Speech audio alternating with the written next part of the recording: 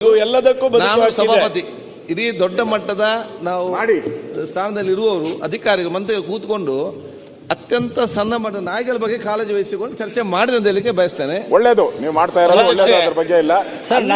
Flat ಅಲ್ಲಿ ಹೋಗೋದು ಅವಶ್ಯಕತೆ ಇಲ್ಲ, ಬೀದಿ ನಾಯಿ ಬೀದಿಯಲ್ಲಿ ಕೊಡ್ಲಿ.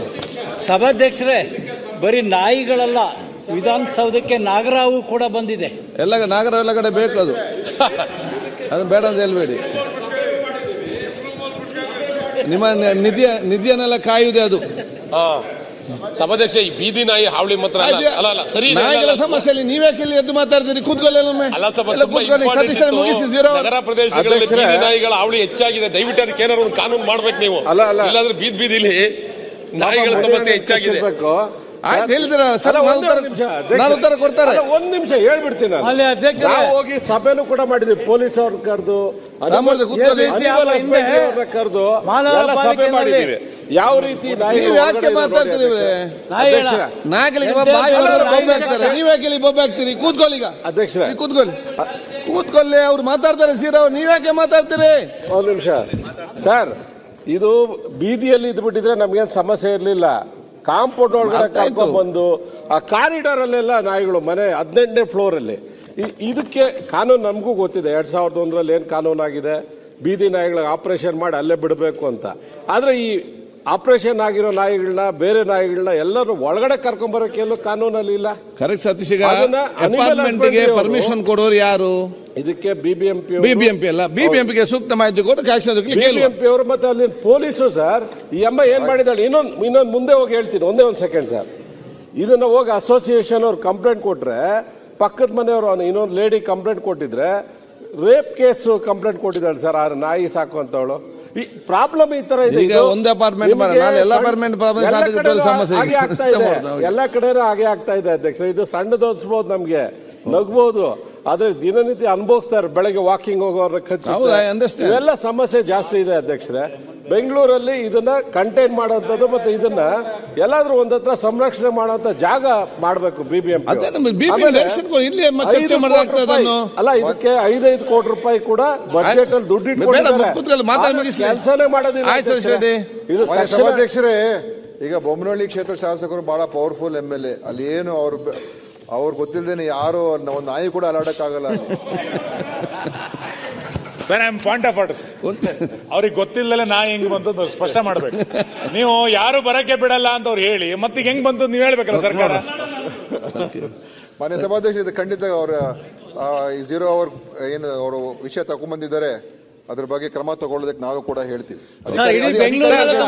ಸರ್, ಕ್ರಮ ತೆಗೆದುಕೊಳ್ಳೋದಕ್ಕೆ ನಾವು ಬಿಬಿಎಂಪಿಗೆ ಒಂದು ಯಾಕಂದ್ರೆ ಇಲ್ಲಿ ಬಿಬಿಎಂಪಿ ಕಮಿಷನರ್ ಇಲ್ಲ, ಸಂಬಂಧಪಟ್ಟಂತ ಮಂತ್ರಿ ಇಲ್ಲ ಸರ್. ಅಲ್ಲ, ಏನಾಗ್ತದೆ, ಇಲ್ಲೇ ಚರ್ಚೆ ಆಗ್ಬಿಟ್ಟು ಇಲ್ಲೇ ಸ್ಟಾಪ್ ಚರ್ಚೆ ಮತ್ತೆ ನೋಡುವ. ಈಗ ಸತೀಶ್, ಸ್ಟಾಪ್ ಆಗ್ಬಾರ್ದು. ಇದು ನಾಯಿ, ಇದು ಮನೆ ಒಳಗಡೆ ಬಂದಿರುವಂತ ನಾಯಿ. ಹೌದು. ಅಲ್ಲಿಗೆ ಹೇಗೆ ಪ್ರವೇಶ ಬಂತು? ಅಪಾರ್ಟ್ಮೆಂಟ್ ಓನರ್, ಅಪಾರ್ಟ್ಮೆಂಟ್ ಕಾಂಪ್ಲೆಕ್ಸ್ ಇದೆ, ಅಸೋಸಿಯೇಷನ್ ಇರ್ತಾರೆ, ಹೇಗೆ ಬಿಟ್ರು ಅದನ್ನ? ಈಗ ಕಂಪ್ಲೇಂಟ್ ಕೊಟ್ಟಿದ್ದಾರೆ. ಕಂಪ್ಲೇಂಟ್ ಆಧಾರದ ಮೇಲೆ ಖಂಡಿತ ಕ್ರಮ ತಗೊಳ್ಳೋದಕ್ಕೆ ನಾವು ಹೇಳ್ತೀವಿ. ಏನಾಗಿದೆ, ಒಂದ್ ಸೆಕೆಂಡ್ ಅಲ್ಲಿ ಮುಗಿಸ್ತೀನಿ ಸರ್, ಒಂದೇ ಸೆಕೆಂಡ್ ಅಲ್ಲಿ. ಸರ್, ಅಲ್ಲಿನ ನಿವಾಸಿ ಏನ್ ಮಾಡಿದಾಳೆ, ರಾತ್ರಿಯಲ್ಲಿ ಆ ಬೀದಿ ನಾಯಿಗಳು ಕರ್ಕೊಂಬರೋ ವಿಡಿಯೋನು ಇದೆ, ನೋಡಿದೆ. ಅದನ್ನ ಪೊಲೀಸ್ಗೂ ಕೂಡ ಕೊಟ್ಟಿದೀವಿ. FIR ಮಾಡ್ಬೇಕಲ್ಲ, ನ್ಯೂಸೆನ್ಸ್ ಮಾಡ್ತಾ ಇದ್ದಾಳೆ ಅಂತ. ಮಾಡಿಲ್ಲ. ಅದನ್ನ ಹಾಕ್ಬೇಕು ಪೊಲೀಸ್ ಡಿಪಾರ್ಟ್ಮೆಂಟ್ಗೆ ಮತ್ತೆ ಬಿಬಿಎಂಪಿಗೆ. ತಕ್ಷಣ ಇದನ್ನ ಇದು ಮಾಡ್ಬೇಕು ಸರ್, ಡೈರೆಕ್ಷನ್. ಮಾನ್ಯ ಸಭಾಧ್ಯಕ್ಷರ ಒಂದು ಪ್ರಕಟಣೆ, ಅವೊಂದು ಉತ್ತರ ಸರ್. ನಾನೊಂದು ಶೂನ್ಯ ವೇಳೆ ಕೊಟ್ಟಿದ್ದೀನಿ ಸರ್, ಕೊಡ್ತೇನೆ. ಒಂದೇ ನಿಮಿಷ ಮುಗಿಸ್ಬೇಡ, ಕೊಡ್ತೇನೆ, ಒಂದ್ ಸೆಕೆಂಡ್. ಪೊಲೀಸ್ ಆಗಿರ್ಬೋದು, ಬಿಬಿಎಂಪಿ ಆಗಿರ್ಬೋದು, ಇಬ್ರಿಗೂ ಹೇಳ್ತೀವಿ. ಒಂದು ಪ್ರಕಟಣೆ. ವಿಧಾನ ಪರಿಷತ್ ಮಾನ್ಯ ಸಭಾಪತಿಯವರಿಂದ ಬಂದಿರುವ ಸಂದೇಶದಲ್ಲಿ ಕರ್ನಾಟಕ ವಿಧಾನ ಪರಿಷತ್ತಿನ ಕಾರ್ಯವಿಧಾನ ಹಾಗೂ ನಡವಳಿಕೆ ನಿಯಮ 118ರ ಮೇರೆಗೆ 2020ನೇ ಸಾಲಿನ ಕರ್ನಾಟಕ ಮಿತಿಮೀರಿದ ಬಡ್ಡಿ ವಿಧಿಸುವಿಕೆಯ ನಿಷೇಧ ತಿದ್ದುಪಡಿ ವಿಧೇಯಕವನ್ನು ದಿನಾಂಕ 12/3/2025ರಂದು ಯಾವುದೇ ತಿದ್ದುಪಡಿ ಇಲ್ಲದೆ ಅಂಗೀಕರಿಸಲಾಗಿದೆ ಎಂದು ತಿಳಿಸಿರುತ್ತಾರೆ. ಈಗ ಬಜೆಟ್ ಬಗ್ಗೆ ಮಾನ್ಯ ಪ್ರತಿಭಟನಾ ಚರ್ಚೆ ಪ್ರಾರಂಭ. ನಾಳೆ ಇವತ್ತು 4 ಅವರ್ ಕೊಟ್ಟಿದ್ದೇವೆ. 10 ತಗೊಳ್ಳಿಕ್ಕೆ ಆಗುದಿಲ್ಲ. ಅಧ್ಯಕ್ಷರೇ ಕೇಳಲಿಲ್ಲ. ಇವತ್ತು ಜನ ಮನೆ ಹತ್ರ ಬಂದಿದ್ರು, ಸಾಯಂಕಾಲ ಕಾಲಿನ ಅಟೆನ್ಷನ್ ಆದ್ರೂ ಕೊಟ್ಬಿಟ್ರಿ, ನನಗೆ ಸಮಸ್ಯೆ ಐತೆ. ಸುರೇಶಣ್ಣ, ಅಧ್ಯಕ್ಷ ಒಂದು ಕಾರ್ಯದರ್ಶಿ ಆಗೋದು ಬೇಡ. ಸಾಯಂಕಾಲ ಕಾಲಿನ ಅಟೆನ್ಷನ್ ಆದ್ರೂ ನಾವು ಪರಿವರ್ತನೆ ಮಾಡ್ಕೊಂಡು ಇವತ್ತೇ ಬರ್ರಿ. ಒಂದು ವರದಿ ಮಾಡಿ ಸಭೆ ವರದಿ ಮಾಡಿಸಿ ಧರ್ನಾ ಮಾಡ್ತಾರೆ.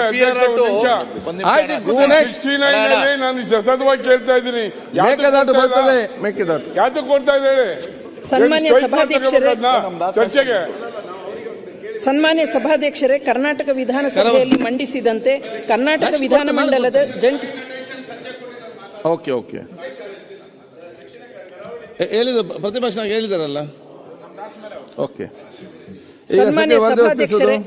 ಸನ್ಮಾನ್ಯ ಸಭಾಧ್ಯಕ್ಷರೇ, ಕರ್ನಾಟಕ ವಿಧಾನಸಭೆಯಲ್ಲಿ ಮಂಡಿಸಿದಂತೆ ಕರ್ನಾಟಕ ವಿಧಾನಮಂಡಲದ ಜಂಟಿ ಪರಿಶೀಲನಾ ಸಮಿತಿಯ ಶಿಫಾರಸಿನಂತೆ ಕರ್ನಾಟಕ ವಿಧಾನಸಭೆಯಿಂದ ತಿದ್ದುಪಡಿಗಳೊಂದಿಗೆ ಅಂಗೀಕಾರವಾದ ರೂಪದಲ್ಲಿ ಮತ್ತು ಕರ್ನಾಟಕ ವಿಧಾನ ಪರಿಷತ್ತಿನಿಂದ ತಿದ್ದುಪಡಿಯೊಂದಿಗೆ ಅಂಗೀಕಾರವಾದ ರೂಪದಲ್ಲಿರುವ 2024ನೇ ಸಾಲಿನ ಗ್ರೇಟರ್ ಬೆಂಗಳೂರು ಆಡಳಿತ ವಿಧೇಯಕವನ್ನು 2024ರ ವಿಧಾನಸಭೆಯ ವಿಧೇಯಕ ಸಂಖ್ಯೆ 34 ಸಭೆಯ ಮುಂದೆ ಮಂಡಿಸುತ್ತಿದ್ದೇನೆ. ಈಗ ವರದಿ ಸಲ್ಲಿಸುವುದು ರುದ್ರಪ್ಪ ಮಾನಪಲಮಾನಿಯವರು. ಮಾನ್ಯ ಅಧ್ಯಕ್ಷರೇ, ಕರ್ನಾಟಕ ವಿಧಾನಸಭೆಯ ಸದಸ್ಯರುಗಳ ಖಾಸಗಿ ವಿಧೇಯಕ ಮತ್ತು ನಿರ್ಣಯಗಳ ಸಮಿತಿಯ 2024-25ನೇ ಸಾಲಿನ 5ನೇ ವರದಿಯನ್ನು ಸದನಕ್ಕೆ ಒಪ್ಪಿಸುತ್ತಿದ್ದೇನೆ.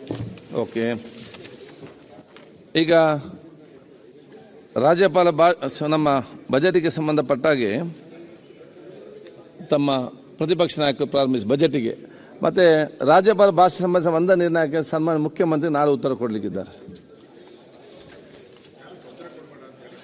ಈಗ ಪ್ರತಿಪಕ್ಷ ನಾಯಕರು ಮಾತಾಡ್ತಿದ್ದಾರೆ.